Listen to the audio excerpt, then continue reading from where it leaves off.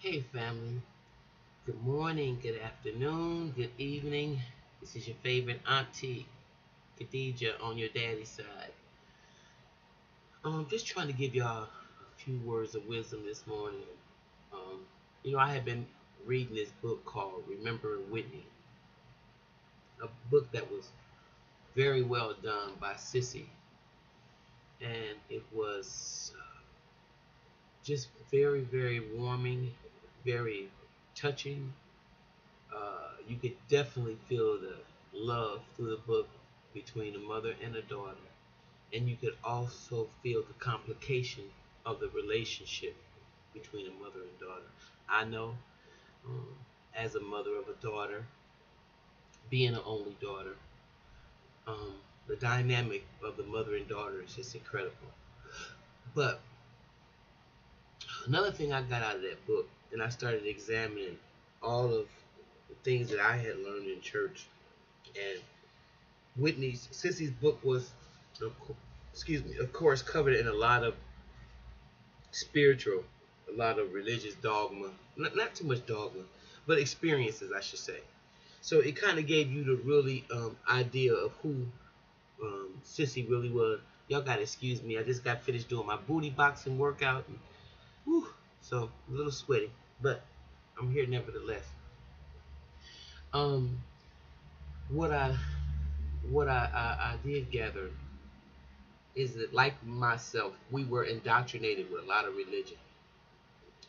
I really identify with Whitney Houston so much because I too recorded my first record in church. Oh well, no, out of church. Actually, I had to leave the church. I recorded my first record at 14, but at 6 years old, I sang with Mahalia Jackson at the Milwaukee Auditorium.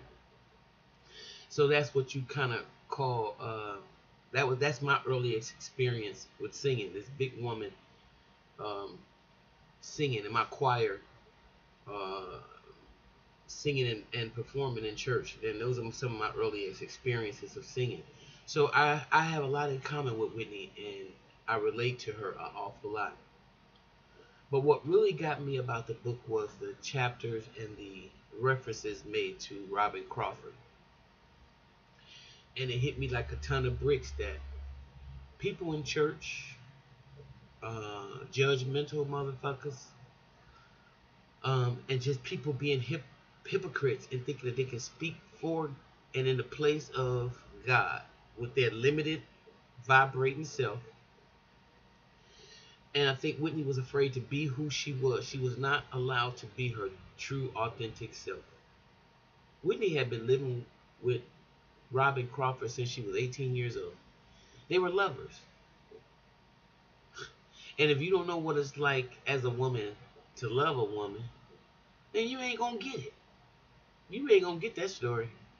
But there's a lot of people in church that are sneaking and having same-sex relationships, and they're being made to feel like freaks, or less than, inhuman, subpar, while um, the ministers and the deacons and the brothers and sisters have all types of um, adulterated sex, pedophilia type of sex, um, and it's all suppressed. Anytime you have a situation, I think, in a group of people who are extremely suppressed, then they're gonna be some freaks. There's a lot of sexual repression going on, and that's why the first thing I had to do was get myself away from religion. I spent too much time in the Nation of Islam, and I spent too much time in the church, and both of those entities shaped the madness that I had to, and I'm still unindoctrinating myself from. Because that's all it is all indoctrination. You didn't come out of your mama's womb with a Bible or a Quran strapped to your ass, so you didn't need it. And the more you begin to study quantum physics and energy, you will understand that we are all just spirits. And if we really believe that, then spirits don't have no gender. It's feminine energy, it could be masculine energy, but there can also be the entwinement of both. But if you on such a low level and you don't understand that, then you begin to judge, you begin to antagonize, disrespect, repudiate, and do all types of things to your fellow human being because of who in the hell they lay down with. As if it's your business, or as if 100% of their time they spend in the bed just having sex. Sex is such a mundane part of everybody's life. I mean, that really, what the hell does it matter? Why are you worried about who Whitney Houston sleeps with? But Luther Vandross is another one, a repressed homosexual. All of people who cannot express who they love, who cannot genuinely open up and talk about who they want to be with or who they love, which is not none of your goddamn business. And I wish that we had enough courage to tell the pastor when they start talking that shit to fuck yourself, like you're probably doing Sister Wilson. Somebody needs to stand up and say, you have no right and no authority to speak for God. You really don't. God speaks to me through me. He don't need your monkey ass telling me what to do. Okay? That's all beginning to worship and all beginning to listen to shit outside yourself. If God, who is all omnipotent and all omniscient, knows how to create an environment, needs your ass to talk to me. But he created me as well. He don't need your help. He don't need it. So as I began to read that story about Whitney Houston, actually I got very freaking frustrated. And I'm not saying that Whitney Houston did not love Bobby Brown at all. But I know that her real deep love was for a woman. And she couldn't even express that. So you know what it did? It escalated her drug use. And I know a lot of people like Whitney Houston. A lot. I lived Whitney Houston's life. Until I said, fuck you motherfuckers. I love who I love. And I'm going to be with who I'm going to be with. And I don't care what y'all say about it. And until you get that in your spirit, in your mind, in your heart, you'll always be looking for approval from other people.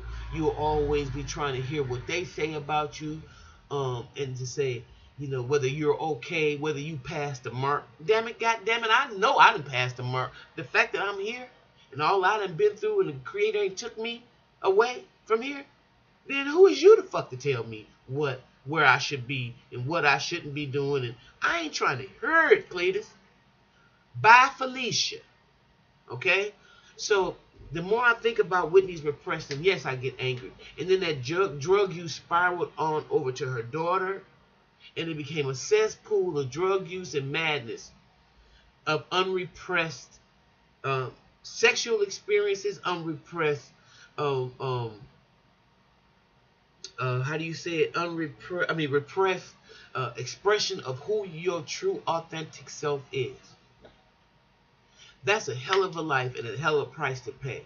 The same thing with Luther Vandross. Every time Luther Vandross would be in a relationship and would feel good about his lover and what was going on in his relationship, he would lose weight. He would be encouraged. You would see him and everybody said, oh, look at Luther. He's fat again or he's skinny again. That's what the issue was. He was going in and out about his sexuality. Knowing you motherfuckers would judge him the first time y'all know he was gay. But if he would have came out and said, yeah, I like guys, the first thing you asses would have said is, you big fat fag, let me tell you this, and you big homosexual, and who in the fuck do y'all think y'all are? You are the most hateful, evil, just downright deplorable. And especially, let me say this specifically to my clan that I'm talking to, which is the black people. Y'all got a hell of a goddamn nerve to sit here act like you in some seat of judgment to judge anybody. In fact, y'all are we are the most religious people, the most prayingest people, and we ain't got nothing to show for it but our kids getting killed and us being on the bottom end of the totem pole, spending over $1.7 trillion in the economy and don't know how to employ our people. That's what the fuck we should be trying to figure out instead of who somebody in the bed humping on, which takes about every bit of 20 minutes of their life. So you need to get your priorities straight. And you need to get up out of people's business, or fuck, get all the choir members and choir directors about the choir stand, out the pulpit. Let's do an evaluation on all the deacons and all the sexual activity that's going on in the church. Because I guarantee you, some deacon in there or some pastor in there is messing with some little boy or some little girl. Do you know I've experienced that my whole goddamn life? The church ain't nothing but a house full of sex. It's really a house of ill repute with the spirits. That's where all the spirits go. The demonic spirits. They run to the church for the help. So before y'all sit on y'all throne of glory, bashing people, and Sissy, I don't know why you brought out so much in me. And I know you loved your daughter, but if you gave her the expression that you would never, impression that you would never accept her because of her love for Robin Givens, you helped her escalate her drug use too. All of you motherfuckers that sit up there and talk about how bad Whitney Houston off she is, y'all helped kill her. You help kill people when you don't allow them to be who they are, and when you got some goddamn shit to say about who they are. Who the fuck do you think you are? You need to live your own life. And as long as they are not hurting any children, because pedophiles, let me get that straight to you, because you're very ignorant in terms of how you say shit. Pedophiles come in all shape sizes. They're adults that have sex with children. Okay, I know a girl right now who was being molested by her stepfather since she was 4 years old. He used to pull out his penis and tell her, "Why don't you suck the lollipop?" And this went on until she was maybe 13. Well, it went on up until she had the baby by him at 13, but he started penetrating her at about 8 or 9.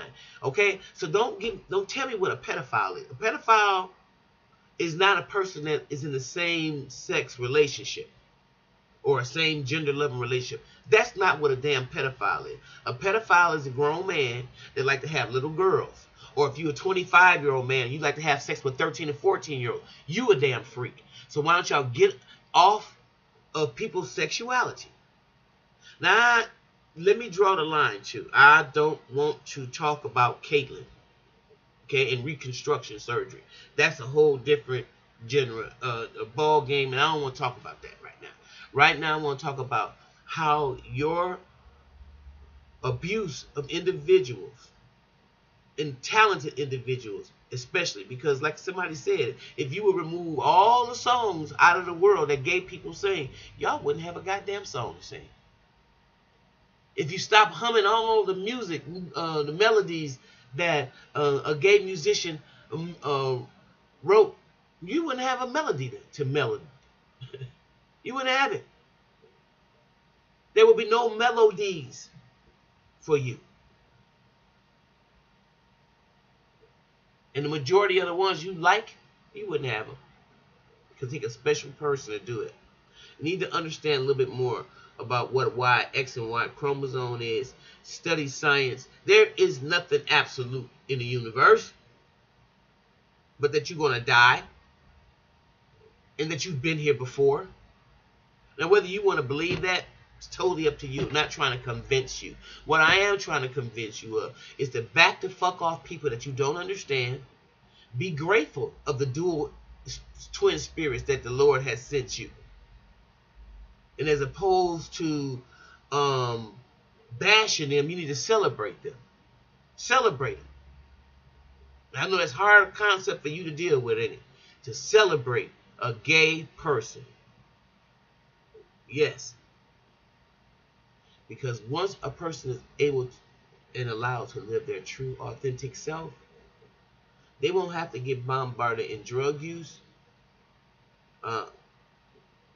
and being closed and repressed from being the beautiful human being that God intended for them to be. And that's a lot what I got out of that book. And I know I went off on a tangent. I regressed a whole lot. But I'm passionate about what I'm saying. And I hope what I said, somebody benefits from it and understand where I'm coming from. If not, oh well. I got it out of my goddamn heart and off my chest. So have a great day, everybody. Take care of yourself. Be blessed.